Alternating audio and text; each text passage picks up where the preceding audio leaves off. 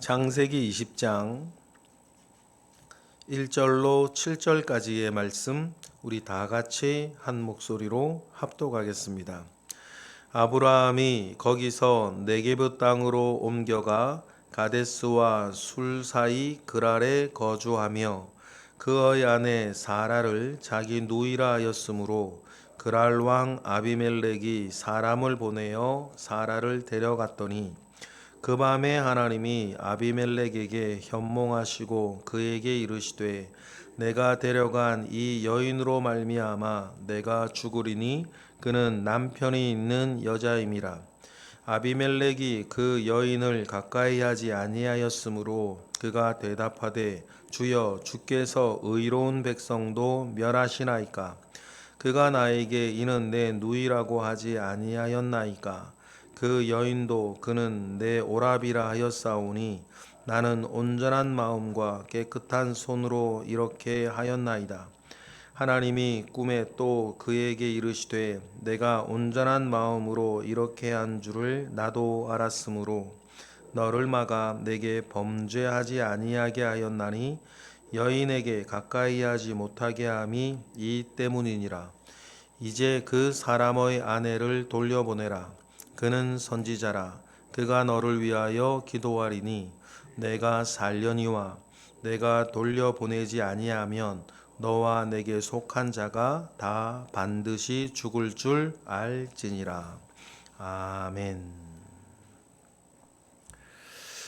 네, 창세기 이야기는 다시 아브라함에게로 돌아옵니다. 소돔과 소알과 산에서 롯이 겪었던 끔찍한 이야기를 지나 다시 아브라함에게로 돌아오는데 상황을 따르지 아니하고 믿음을 따라 모든 것을 결정해 갔던 아브라함이 오늘 본문에서 또다시 생각하면 알기 어려운 결정을 지금 내립니다. 먼저 롯과는 정반대의 결정을 1절에 보면 아브라함이 내려요. 늘 미련을 두고 상황을 계산하면서 좋은 조건을 쫓아갔던 롯과는 달리 아브라함은 1절로 진행합니다. 우리 1절 읽어보겠습니다. 시작. 아브라함이 거기서 네게브 땅에 옮겨가 가데스와 술 사이 그랄에 거류하며 라고 했습니다. 네게브라 하면 광야, 사막 그런 곳이겠습니다. 그러니 아브라함은 이제 보통 이스라엘의 지도 지역을 조금 여러분 염두에 두시면 북쪽으로 가면 갈수록 비옥하고 좋은 땅이고 남쪽으로 내려갈수록 사막입니다. 그러니 네게브 광야로 갔다 그러면 남쪽으로 내려갔다 그런 얘기겠어요. 아브라함이 남쪽으로 더 안 좋은 곳 이런 쪽으로 저 내려가고 있습니다. 이렇게 하는 이유는 롯의 모습과는 정반대죠. 롯은 충분히 산으로 처음부터 갈 수 있음에도 불구하고 여러 미련 속에서 소알이라고 하는 작은 성에라도 가겠다라고 말했고 또 그리고 소알에서 무서우니까 나중에 하다못해 산으로 가서 상황을 따라 이렇게 움직이던 사람이었지만 아브라함은 전혀 그렇지 않다. 상황을 따르지 않는 사람이라고 우리가 늘 보고 있습니다. 그런데 그렇게 가고 있음에도 불구하고 2절 이하에 보면 또다시 아브라함이 이해하지 못할 또 행동 내립니다. 이것이 아브라함의 반복되는 약점이기도 하고 또 남편의 어떤 남편이라는 입장에서 보면 참 못난이 짓을 또 결국 하게 되는 것이죠.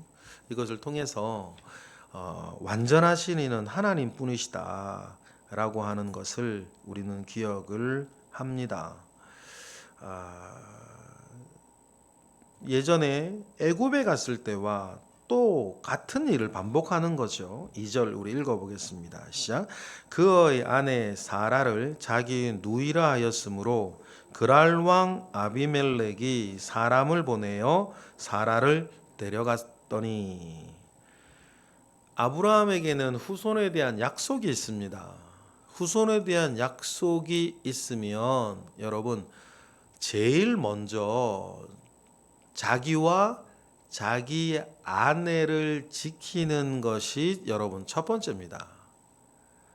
배부름의 약속이 있는 사람이라면 먹는 것이 중요하고 먹으려면 음식을 얻고 보관하는 것이 중요한 것처럼 후손에 대한 그것도 다른 여인은 안 된다. 뭐 그래 하갈 뭐 이런 거 안 된다. 이렇게 얘기하셨던 것이 분명하다라고 하면 약속을 가지고 있는 사람은 그 약속이 이루어지는 통로를 붙잡고 있는 것이 제일 중요합니다. 후손에 대한 약속을 가지고 있는 아브라함이 2절과 같이 자기 아내를 어떤 이유에서든지 이렇게 지키지 못하고 있는 것은 남편으로서도 무능하고 못난이 짓이지만 하나님 아버지 앞에 언약을 가지고 살아가는 사람으로서도 여러분 이게 참 말도 안 되는 이해할 수 없는 일이기도 합니다. 그리고 우리가 오늘 본문을 좀 두 가지 갈래로 생각할 필요가 있는데 왜 이렇게 반복이 되어졌을까? 우리 영적으로 생각을 해보면 우는 사자와 같이 두루다니며 삼킬 자를 찾고자 하는 사탄이 그 사람의 약점과 사람을 무너뜨리기 위하여서 얼마나 힘을 쓰고 애를 쓰고 있냐 뭐 이런 거예요. 이게 뭐 어떤 개인적인 뭐 이렇게 예일 수 있는데 유튜브만 하더라도 그 알고리즘이 있어서 그 사람이 보던 어떤 영상들을 기반으로 해서 이 사람이 좋아할 만한 성향들을 스스로 판단해서 자꾸만 그걸 보여주는 그런 거 있습니다. 이것이 여러분 우리 생각을 확증 편향으로 자꾸만 만들어갈 위험이 있어요. 정치적으로 저는 그런 게 있다고 생각합니다. 어떤 영상을 보면 그 관련된 영상의 것들 자꾸만 정보를 이렇게 모아서 한쪽으로 생각이 치우치게 만들어지는 경향들이 유튜브에도 있죠. 그런데 이제 제가 개인적으로 이게 5월 달도 다가오고 가정에 대한 어려움을 가지고 올 수 있는 여러 가지 이혼에 대한 그런 이제 영상들을 유튜브에서 이제 공부한다고 몇 차례 이제 보기 시작하니까 그 다음 알고리즘 영상에 뭐 이런 것도 뜨는 거예요. 50대 남성이 여자를 꼬시는 법 뭐 이런 거 뜨는 거예요.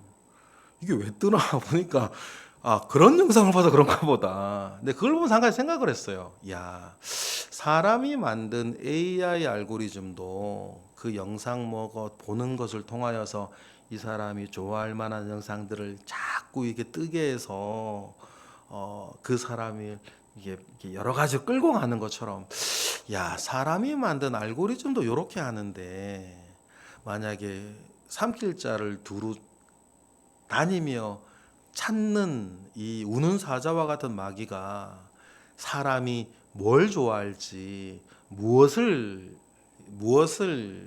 두려워할지 무엇을 좋아할지 어디에 약점이 있을지 어디에 틈이 있을지 이 사탄은 또 얼마나 이렇게 하겠나 그런 생각을 이렇게 가져봤어요.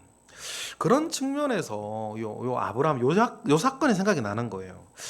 야, 아브라함이 정말 많은 부분들에서 믿음의 길들을 온전히 걸어가는데 우리가 성경을 읽을 때마다 자기 아내를 지키지 못하는 요 아브라함의 요 모습은 참 아브라함의 기사를 읽을 때마다 참 이해가 안 되는 부분이에요.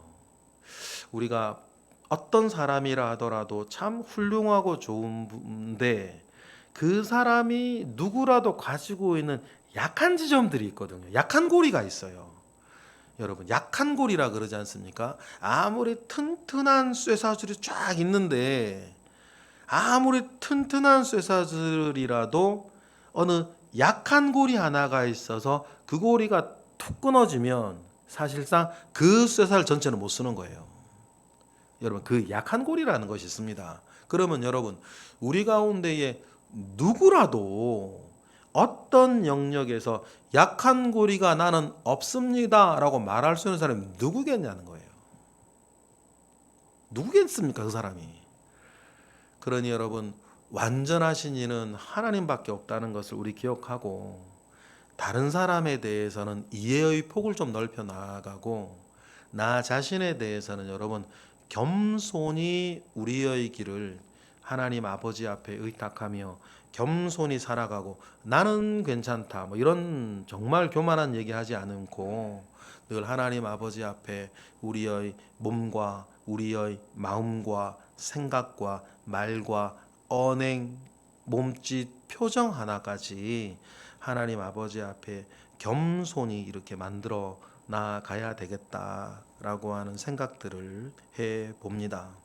아브라함이 이렇게 못난 짓 하고 있을 이때에 그래도 여러분 하나님이 등장하시는 것이 3절이에요. 여러분, 하나님은 신실하십니다.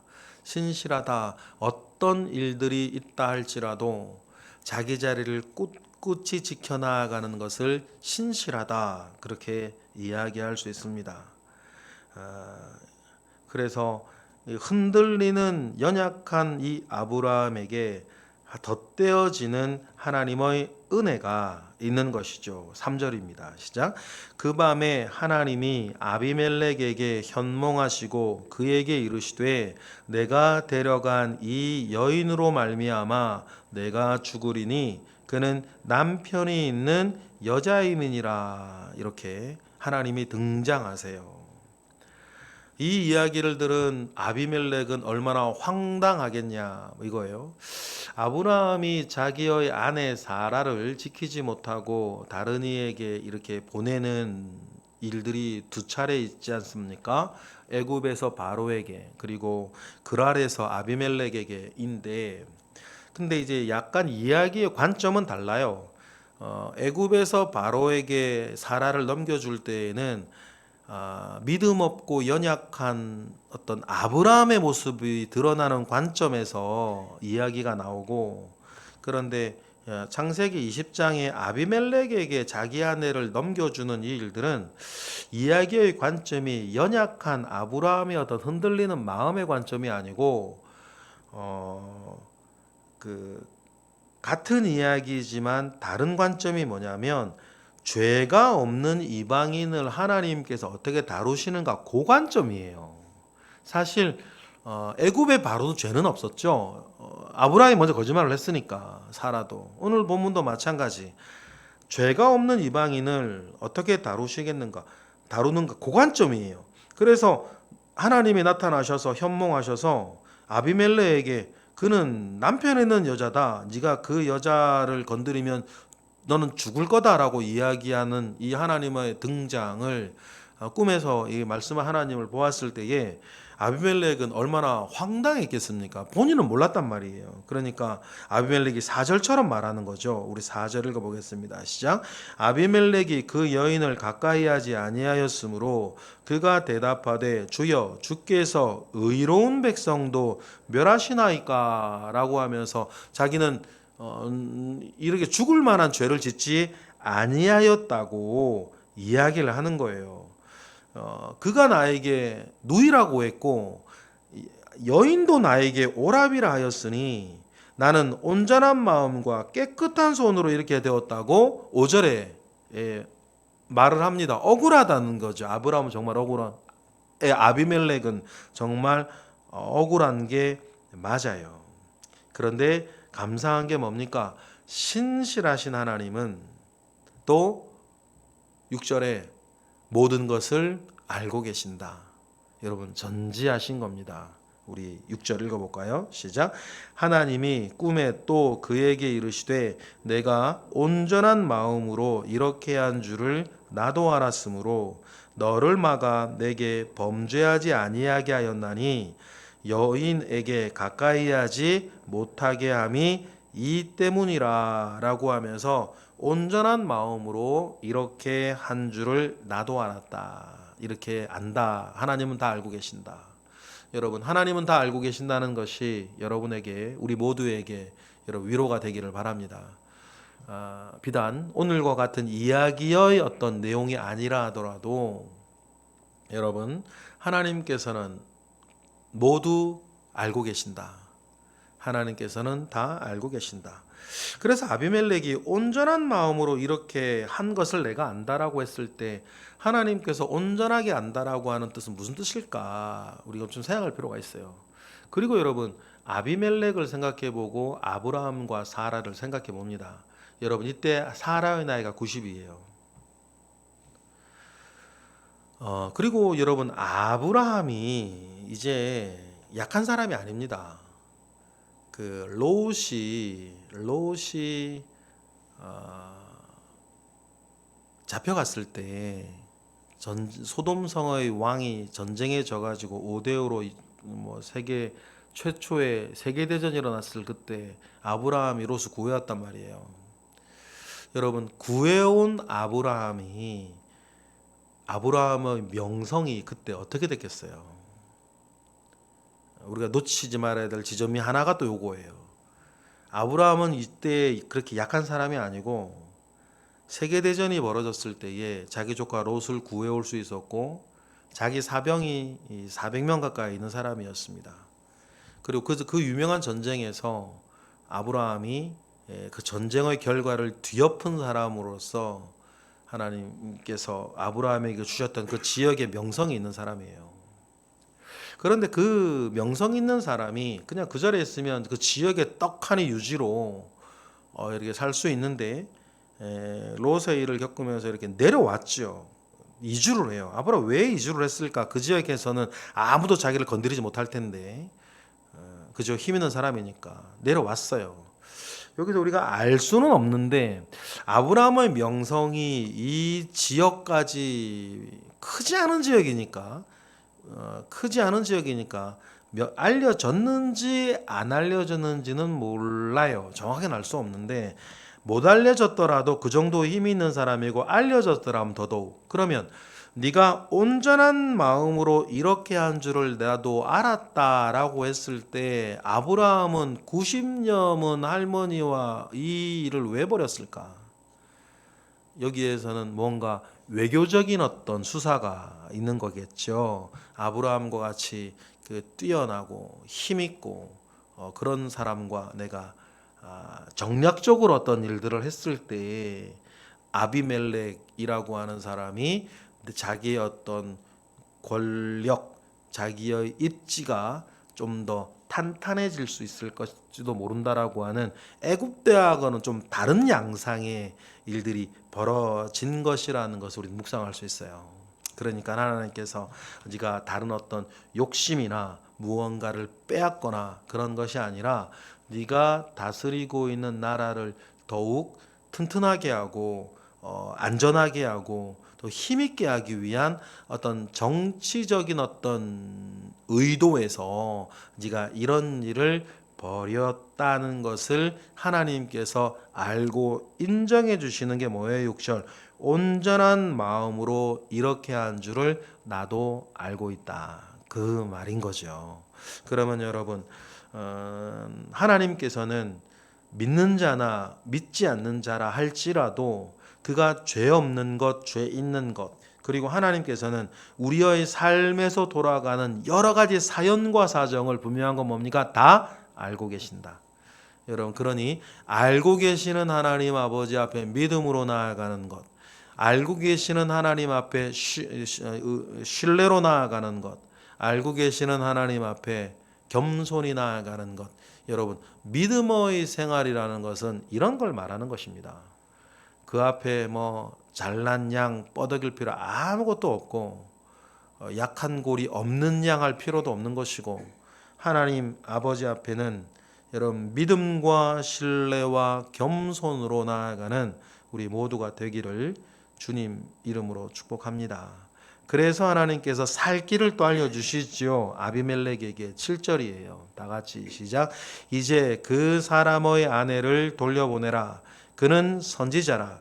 그가 너를 위하여 기도하리니 내가 살려니와 내가 돌려보내지 아니하면 너와 내게 속한 자가 다 반드시 죽을 줄 알지니라. 라고 하면서 살 길을 다음과 같이 알려주십니다.